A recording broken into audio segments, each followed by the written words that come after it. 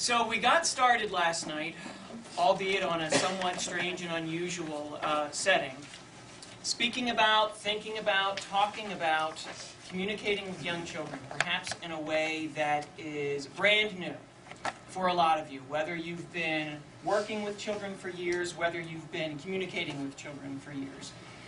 We spoke about some messages that we send to children. We spoke about how, unfortunately, frequently the message we try to send can get intercepted and a very different message can be sent.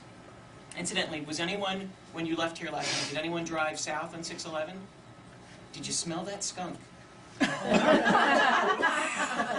Oh my goodness. I could taste it when I got home. It was the most pungent skunk smell I think I have ever smelled, the most concentrated. It must have been like a whole convention that got hit by a car or something. It was horrible.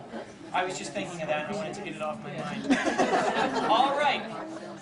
So I'm going to give you a handout in conjunction with the handout that you already have. The main one that you need that we're working from is the one that looks like this. Mine has a lot of notes on it, but the one that you were given last night, if anyone needs one, there are some that are available.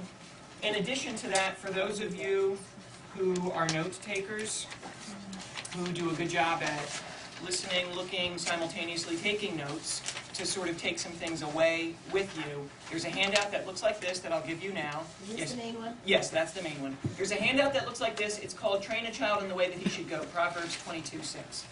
And I'll give that to you right now. You may have one in your corporate book, I'm not sure. You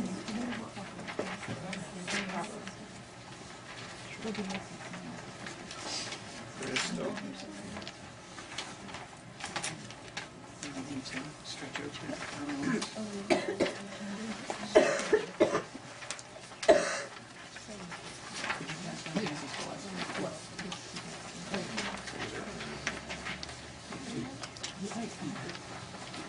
We're going to start this morning at the top of that new worksheet in conjunction with where we were last night, which was top of the page. And just to recap, whether you're new or whether you were here last night, we spoke about the importance of having a child look at your face. And I mentioned that when children are looking anywhere but at your face, they miss up to 80% of what you're saying. So it's an utter waste of time to continue to speak to a child, to a group of children that are looking anywhere but at your face. And we talked about some of the reasons why children might look away. Your conversation might feel long, it might feel boring to them, it might be irrelevant to them. Then we just started touching on the utter and complete importance of wants versus needs. And as I had mentioned to you last night, young children, children as young as 18 months old, learn from their primary caregivers, i.e. moms, dads, and adults, the individuals that raise them. They learn the primary differences between wants and needs. And in a young child's psychology, needs always, always supersede wants. Always, 100% of the time. And I gave you some examples last night. We teach young children that because, and I was very stereotypical, I said, you know, Dad might want a new set of downhill skis, but he needs to get the car inspected, so that's going to happen. Mom might want that new dress, but she needs to pay for the groceries. Or Mom and Dad might want to put a swimming pool in the backyard, but they need to pay for the rent. Regardless of what they want, whatever needs to happen is the thing that always supersedes the want. So what we need to do is always, always speak language that young children understand. Remember, I told you, when I sit in the back of a classroom and I'm evaluating a teacher, and I see a kindergarten teacher say, okay, boys and girls, I want everyone to meet me on the rug right now. I think, well, what about Christopher, who says, well, that's great, Mrs. Smith, but I want something that's very different than that. I want to continue spending time with Legos on the rug. Whether she wants the children to or not, whether you want that child that's running through the kitchen to slow down or not, is irrelevant as to what they need to do in order for them to be correct and successful. So always, always, always, 100% of the time, always tell young children what they need to do in order for them to be correct, rather than reminding them of what they're currently doing that's incorrect. And I told you about that statistic that I love, and it never ceases to blow me away, and I could speak before thousands of people every single year, and I get just as excited every single time talking about it. I kid you not, which makes me really strange, and perhaps explains why I'm not married yet. But Always, always, always. Remember, when that young child is running through the kitchen and the young child hears, "Christopher, stop running through the kitchen. How many times have I told you about running through the kitchen?" What he hears is blah, blah, blah, running through the kitchen, blah, blah, blah, running through the kitchen. And because you spoke it with your mouth, he's twice as likely within a 24-hour time period to run through the kitchen because you spoke it with your mouth. Rather than saying, "Christopher, look at me, you need to walk." And when that basketball is getting bounced inside the house, rather than, as I said last night, "How many times have I told you about bouncing the basketball inside the house?" It needs to get, all of that stuff is a waste of time. "Look at me, that needs to get bounced outside." Or, "What are you doing with mud in the kitchen? And mud's gonna," look at me, it needs to go outside. Rather than where you can't, when you can't, why you can't, all of that is a waste of time. Now you might say, why you can't, wait a second, that's logisticizing with a child. We'll talk about that coming up. But always, 100% of the time, always tell young children what they need to start doing rather than reminding them what they're doing wrong. And I've challenged both teachers and parents. Initially, someone might say, "Well, you know, that's a technique that I've adopted.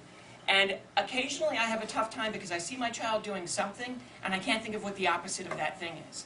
So I find myself saying, you need to not stop doing that," and I tell parents and I tell teachers. If, when you're first adopting this into your repertoire of communicating with young children, it's so utterly vital and important that I tell both parents and teachers, even if you need to wait 10, 15, 20 seconds and allow the inappropriate behavior to continue, do so. Because you need to, and I'm going to tell you why, you need to speak directly to their developmental psychology. It's cognitive conditioning. You need to speak as to what they need to start doing.